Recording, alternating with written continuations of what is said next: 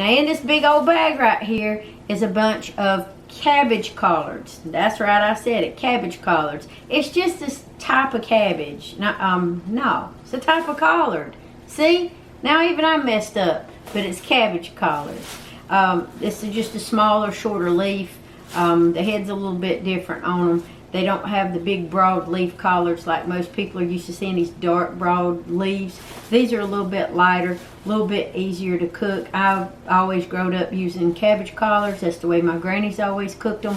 So we got some wonderful cabbage collards here in this big old bag. And we're going to be cooking some of these down with some nice yummy old ham hock or neck bone, depending on what I got. But this is the beginning of the Thanksgiving meal. And we're going to talk more about it as I go along. Alright, y'all. Chrissy O here again from Chrissy O's Clucky Chronicles and ChrissyOShow.com, because I don't know which part of the part 1, 2, 3 series I'm on. Anyway, we got them, y'all. Cabbage collards. Shout out to Dean's Farm, our local farmers market and produce farm out there. They're located in Wilson, North Carolina, right off of Highway 42 in Wilson County. So go look it up. They got a website and all that stuff. I don't know what you can order online and what you can't order online, but I do like their grocery store that they got in there because they grow their own stuff. These are cabbage collards. See? Look at them. Cabbage collards.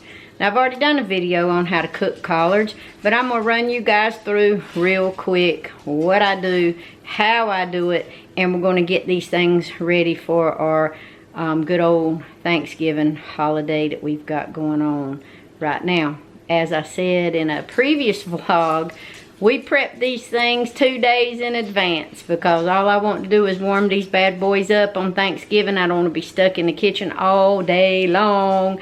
So this I'm actually doing the day before. I've already done my prep with everything else. Homemade bread, pies, cakes. I got to make some cornbread, squash dressing, that kind of stuff. So let's do it. Now I got this big stock pot here, right here. It's clean and washed out and everything. And I'm just going to take the ham hock pieces that are here and I'm just going to chunk them in the bottom of my pot. All that we're doing is just giving it a little bit of extra flavor to it, and those ham bits and all that cured meat and stuff in there makes things real nice. So you see it's in there? I guess you can see it. It kind of fell to the side. Anyway, it's in here. We're going to fill this up with some, probably about 3 cups of chicken broth, because that's what I got. We're going to put water in it, and we're going to go ahead and get this water boiling and moving, and we're going to put salt and pepper. Salt and pepper is going to be to taste, y'all, so ever how salty or how peppery you want it, that's up to y'all. Depends on what your taste buds tell you. Let's get it rolling. Now I just did have enough in my container here of my chicken broth to put in here. So what I'm going to do, I don't ever throw these out until I'm done using what I need. So see that little spout right there? That little spout right there fits perfectly under my little refrigerator for the water spout. And I'm going to put water from my refrigerator in here and fill this up, because as you cook, things boil down, things evaporate. So you want to make sure you have plenty of water. So that's what I'm about to do, is fill this bad boy up. So I got it. Now if you saw the same thing when I did the turnips in the turnip salad, depending on where you get your collards from, you can get any variety of collard or whatever you want. These are called cabbage collards. It's just the variety and the type that it is. These cook up, to me, a lot more tender and the texture of cabbage, but the taste of collards, if that makes any sense to you. And I kind of got used to, you know, having these, and they growed them in the garden because they were easier to grow. The heads weren't as giant, they were, you know, smaller. But traditional collards, the big green leafy collards or them giant collards, they all cook the same, do the same. It's all based on flavorings and what you want to do. So like I said, make sure, get rid of any bands that's around them, and you inspect each leaf and you wash these things really, really well. You hand wash them. Now I'm not going to keep all the stems on here, these woody stems like this. I'm going to trim those off and cut those down, and probably I will devein some of them. I'll get the stem out the middle. I won't use all the stem because my crowd likes the tender leaves. they don't like all that woody stem that comes along with it. Now, if you like it, hey, rock on, folks. Do whatever it is you want to do. But I have to cook to my folks' taste buds and their liking. So this is what we're going to do. Let's wash some collard leaves. Alright, so now we've got the cabbage collard leaf, and because my folks don't like the woody stem in there, all I'm going to do is take my knife and I'm going to follow that little spine right there, and I'm going to go down and I'm going to cut that off. Any bad spots that I find, I'm going to pull those apart, take that off, and I'm going to set it to the side in a plate to feed my chickens, ducks, quails, and guineas, and whatever the wildlife would like to eat. When I get done with all of these stemming them, I will put them in my large colander, take them over to the sink, and I will wash them several times, inspecting them to double check to make sure that there's no bugs, worms, any kind of creepy crawly critters that we do not want. Also get the dirt out of them.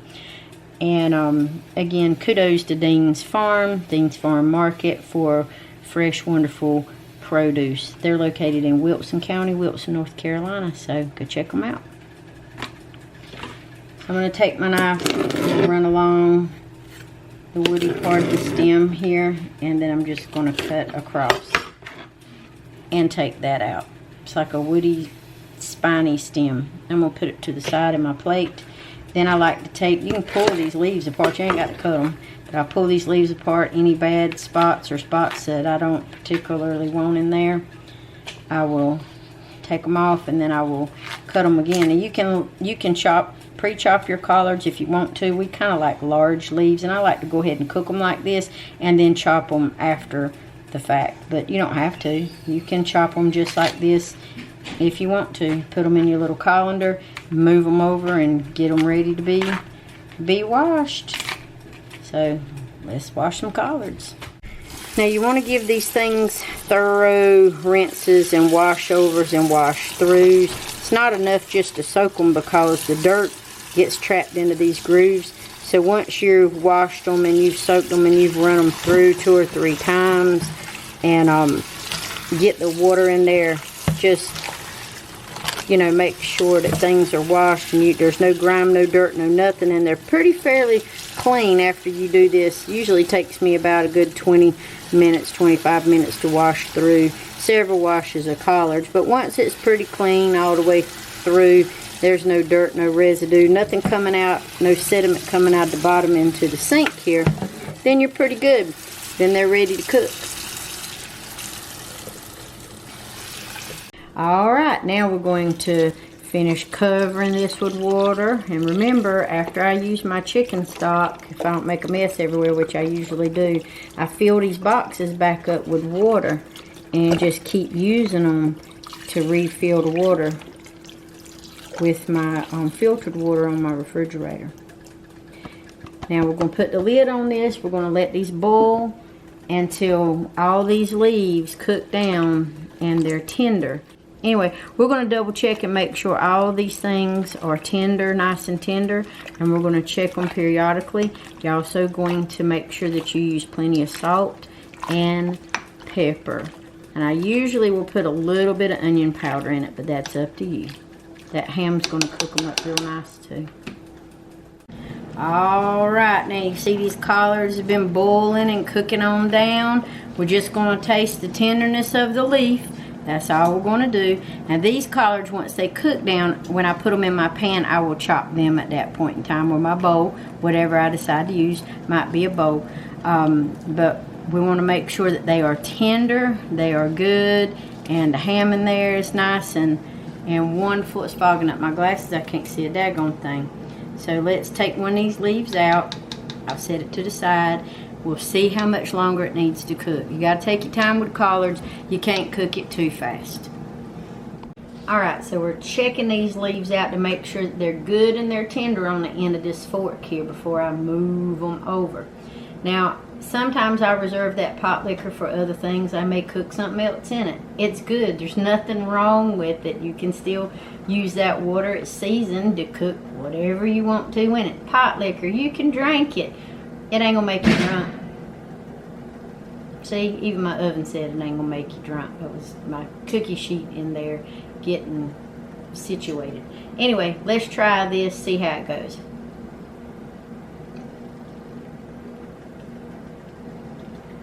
That's some good stuff right there. I'm gonna try my best not to get a bowl and eat it. Or eat it all. Might end up in the ER if I eat it all. Anyway, it's great. It is wonderful. So, there you go. Cook you some collards.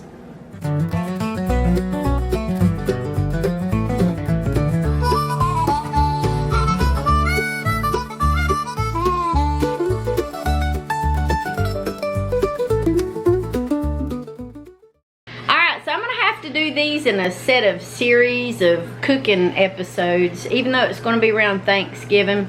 I'll have the turkey stuff out, that'll come. We'll do the turnips and the collards and all that stuff, and I've done those before on other previous videos. Just go back and find them: collards, turnip salad, turnips, rutabagas, that kind of thing. I'm extremely exhausted. I've got to do some more stuff, and I heart y'all great big. Thanks for watching. Thanks for subscribing. We're almost at the 1,500 subscriber goal. If you're subscribed to Chrissy O's Clucky Chronicles channel, you're a subscriber here, and you're signed up for the ChrissyOShow.com website email, then I'm going to send you the free egg recipe book once we hit the 1,500 subscriber goal. So thank you guys for watching and hanging in here with me. I heart y'all great big.